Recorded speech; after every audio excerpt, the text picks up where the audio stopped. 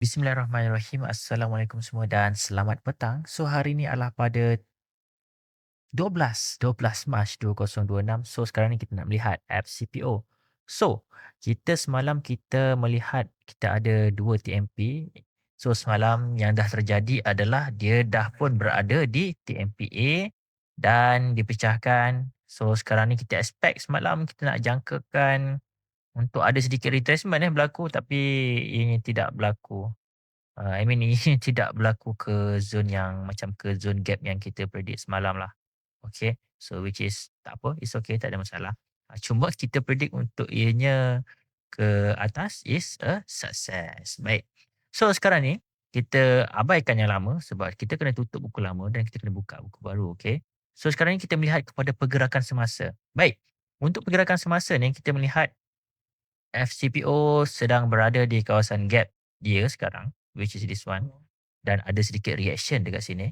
Dan sekarang ni saya melihat ada 2 zone, bukan 2 zone lah, kita ada 2 TMP yang mana kita kena monitor di manakah untuk ianya akan pergi. Which is now dekat sini satu, kita ada TMP atas.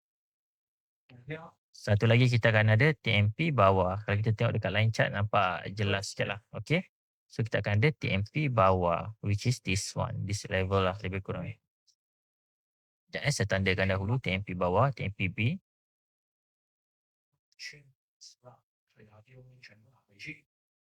Okay, TMP B dan di sini TMP B. Sekejap, saya buka 5 minit sekejap.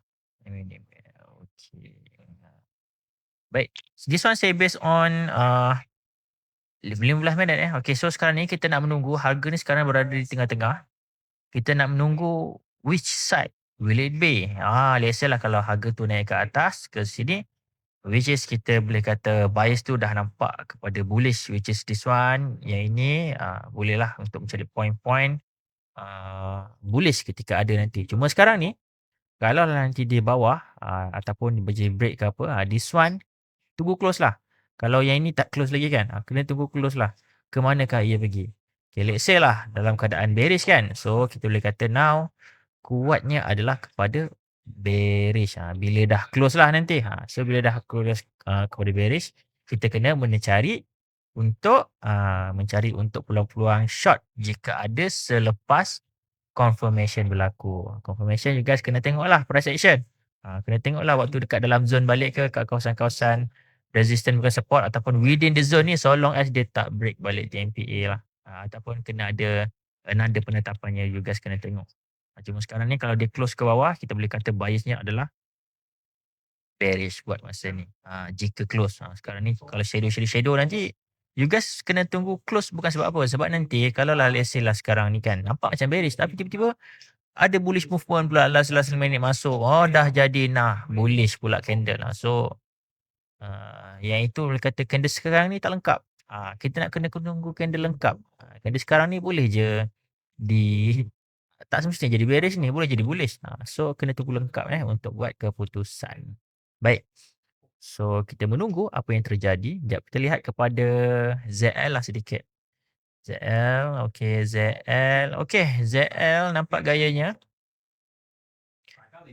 Kat sini kita ada bullish candle lah, this one. Bullish candle. Untuk 15 minit So sekarang kita TMPA, TMPB. Okay, TMPA, TMPB. So now seems like kita kena monitor lah dekat sini. Kalau ada candle yang lebih kurang dekat sini, dia close within area ke, kita boleh kata yang ada probability lah untuk this zone will be breakout. Ada potensi. So this one kena monitor further. CPO kita tengok balik. CPO. This one memang kena monitor rapat lah sebab tadi kan bullish untuk potentialnya nampak ZL ni nampak macam ada probability bullish kan. So CPO ni kita kena tengok jugalah confluence dia macam mana. I think this one I menunggu untuk ianya berada di TMP A lah, lebih sesuai saya rasa. Sebab this one boleh jadi tapi saya tak suka sangat untuk tarik channel. Cuma this one memang kena monitor. Let's say lah kalau lah dia kata break kan, Kena tunggu juga confirmation, kena tunggu confirmation, kena tunggu another bearish candle yang mengkonfirmkan movement, jika ada. Macam this one pun, let's say kalau macam dia ke atas, yang itu kita mungkin kita boleh boleh cuba tengoklah momentum ketika tu macam mana. Nak kena tengok juga size candle, candle tu jenis apa untuk buat keputusan. Buat masa ni kita set alert dahulu. Tak payah tengok lama. Nanti kan macam-macam teknik kita keluar. So, okay, kita sampai di sini saja.